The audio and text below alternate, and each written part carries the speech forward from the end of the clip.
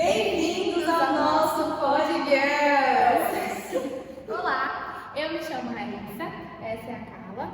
Estamos iniciando o nosso primeiro episódio do nosso podcast, né? Somos estudantes da Faculdade de São Lucas, né? No curso de enfermagem.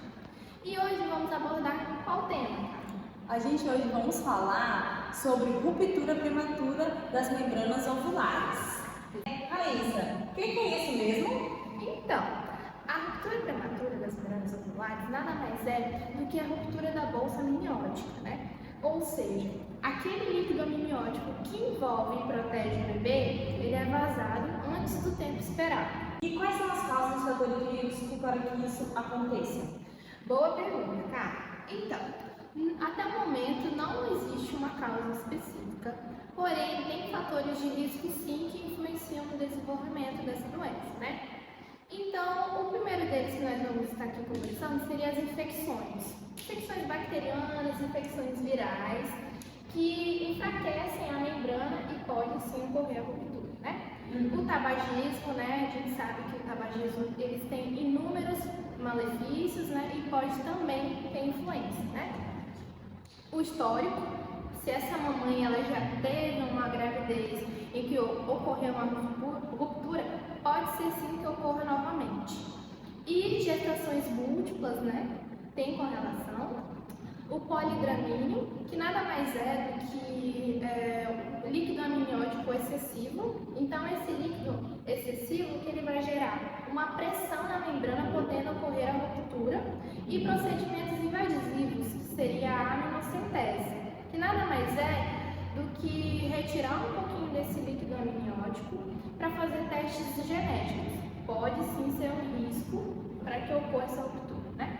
Lembrando também do que ela falou, que não é porque você já teve a ruptura que suas próximas gestações você também terá.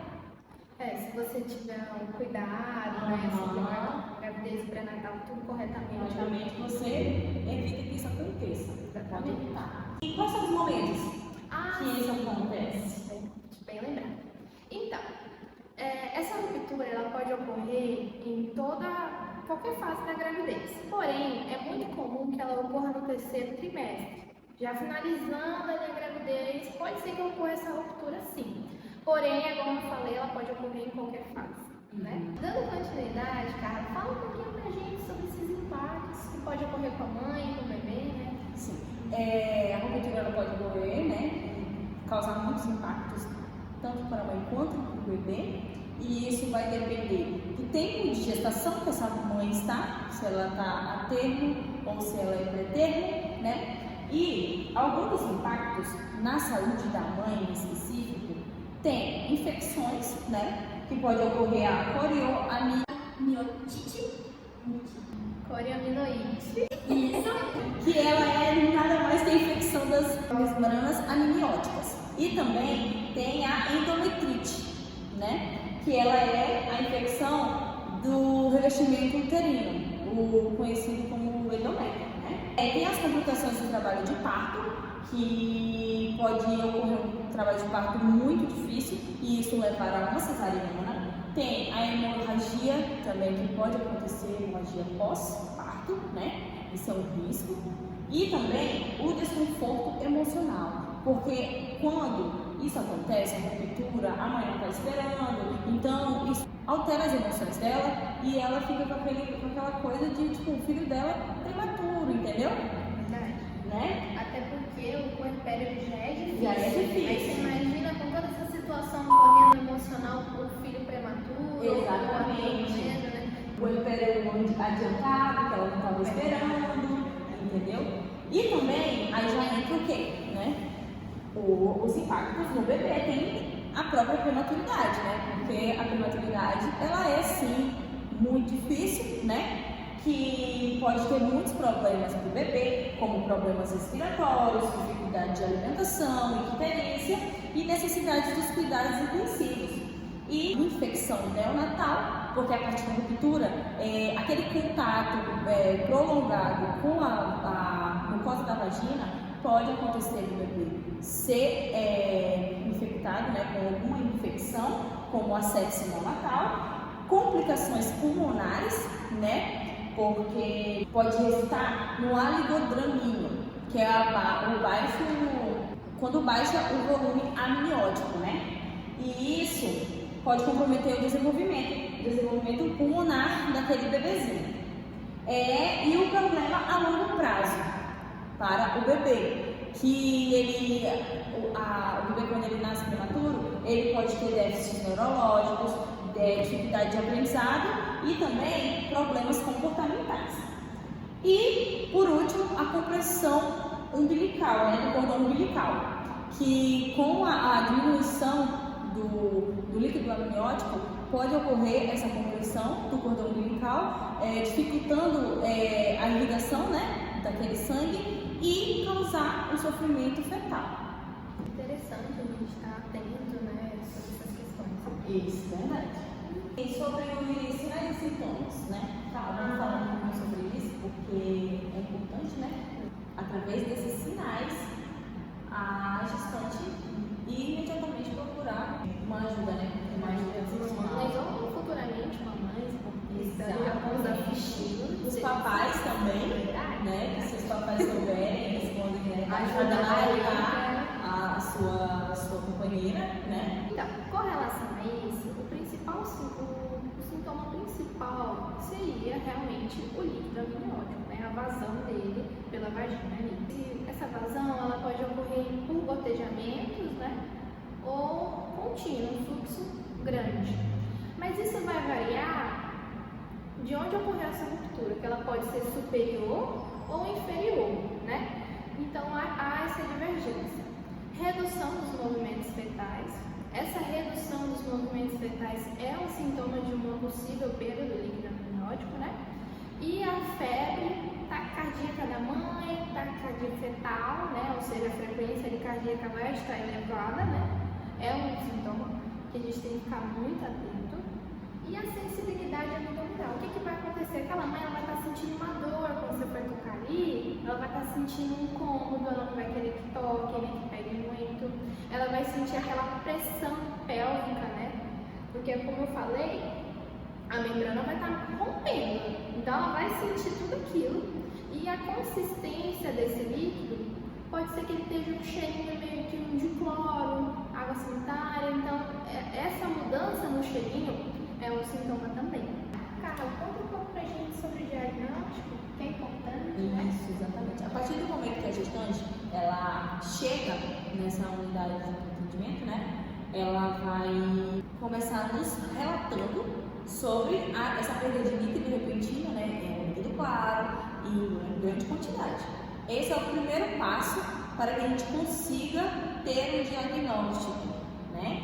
Logo depois deste relato da gestante, a gente vai diretamente fazer o nosso preventivo, conhecido preventivo. A partir desse preventivo, a gente pode confirmar essa ruptura a partir do líquido acumulado tanto na vagina quanto a saída dele diretamente do colo uterino, certo? Temos também os testes laboratoriais, que é o teste de nitrazina, que ele é feito diretamente com este líquido amniótico retirado da vagina, né, com o preventivo, realizado com o preventivo. A gente retira esse líquido e a gente vai ver o pH, fazer o teste de pH para saber o nível de pH, porque a nossa vagina ela tem um nível de pH mais ou menos ali de 4, 4,5, entendeu? E quando a presença desse líquido amniótico ali, ele sobe para 7, né? Porque o pH daquele líquido ele é muito maior do que o da nossa vagina. Então, a partir do momento que a gente faz esse teste, né? Ele já detecta que ali tem a presença daquele líquido antes daquele tempo destinado para que isso ocorra, certo? E temos o teste de cristalização também, que também é com este líquido passado na laminazinha e seco naturalmente, que vai dar aquele padrão cristalino. Então, nesse teste já seria o ver e observar, né? Se ele vai É. ficar cristalino, né? Já vou saber, já vou verificar. Exatamente, no microscópio, né? E também temos, né, a ultrassonografia, que a partir da ultrassonografia a gente pode ver o volume do líquido amniótico, né? Se ele está aumentado ou se ele está baixo. E também a gente vê o fluxo desse líquido amniótico a partir da ruptura. Conta um pouco pra gente, Carla, sobre a abordagem terapêutica. A abordagem terapêutica ela vai variar bastante relacionada ao tempo de gestação, né, de cada gestante. Temos a ruptura a termo, que ela é maior ou igual a 37 semanas, né? E neste caso é recomendado que o médico induza o parto, né? Induza o parto dessa gestante e que o parto ocorra dentro dessas 24 horas a partir dessa liberação desse líquido, né? Dessa ruptura. Temos os antibióticos, né? Que eles são usados para prevenir essas infecções, né? E ainda mais se o parto ele for retardado, ainda mais esperando depois dessas 24 horas, né? E temos também o monitoramento fetal, que é importante fazer assim que tem essa ruptura, porque, né, para a gente detectar se aquele feto está tendo um sofrimento. Temos também a de 34 a 36 semanas, né, que aí já tem a indução também do parto, né? Por quê?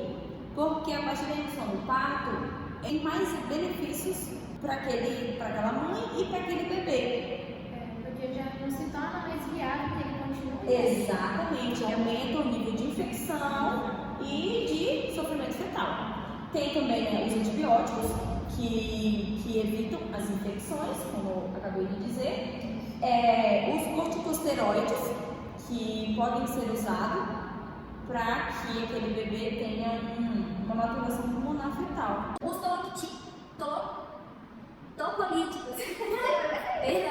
Tocolíticos, que eles são um medicamento que ele retarda esse trabalho de parto. Quando a pessoa está no trabalho de parto, ele toma isso para cessar esse trabalho de parto. E por último, o monitoramento, monitorar a mãe e o feto, para saber como que está, se o feto está com sofrimento fetal e como está a mãe. Que já é um pouco mais complicado, é o de menor de 24 semanas, né? Que é uma gestação muito recente, o bebê está pouco desenvolvido, então tem a opção, né, de tentar continuar com essa gestação ou a opção de interromper, né? Só que isso a gente tem que lembrar que vem dos pais, a decisão é totalmente dos pais. E um dos mais importantes é a consulta multidisciplinar, que vai entrar os obstetras, os neonatologistas e o psicólogo, que é mais voltado para os pais, porque é muito difícil, né?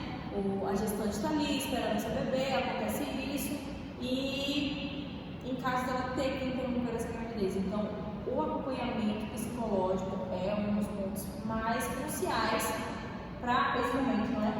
Porque assim, se eu opto por continuar, eu sei que vai ser um risco para mim e para o meu filho, né? Então é uma decisão difícil que ambos, né, o companheiro e eu, vou ter que tomar, né? Caso eu fosse a mãe. Então é muito importante que essa equipe esteja ali envolvida, apoiando e acolhendo essa família. Exatamente. Verdade. Tem que ter, né, esse atendimento humanizado, né? A enfermagem é isso. A gente tem que trabalhar para ajudar aquela mãe, mas também acolher, porque a gente está ali tratando, mas a gente não está no lugar dela, a gente não entende como ela está se sentindo, porque a gente tem um olhar mais técnico, mais, né, voltado à saúde e tal. Só que a gente tem que ver que aquela mãe não está pensando em nada do que a gente está pensando, ela está pensando no filho dela, ela está pensando em como seria se não tivesse acontecido, como seria quando ele nascesse. Então, isso é muito difícil e a gente tem que ter empatia com os nossos pacientes. Porque no final é um humano tocando o outro. Exatamente. Verdade. A gente já está caminhando para o final, né, desse nosso assunto. E a gente vai falar 4 mitos que são muito comuns entre as gestantes, né, sobre esse tema. Carla, essa ruptura, ela leva imediatamente a um parto prematuro? E não, gente, não leva imediatamente. Com o manejo correto e com especialistas, né, pode ocorrer da gente conseguir prolongar essa gestação, né, para que não tenha esse parto prematuro, principalmente antes das 34 semanas, né? Então, fiquem tranquilas, porque não são todos os casos de ruptura que ocorre o parto prematuro imediatamente. Outro mito é isso ser causado por atividades sexuais e físicas, né? E não, atividades físicas e sexuais de forma moderada, ela não causa a ruptura, ela não é um causador comum dessa ruptura. Até porque a ruptura ela está mais ligada às infecções e ao polidramínio, né? E a gestação múltipla, que é o polidramínio, é aquele excessivo acúmulo de líquido amniótico, e gestações múltiplas, que são gêmeos ou mais que isso. Exatamente.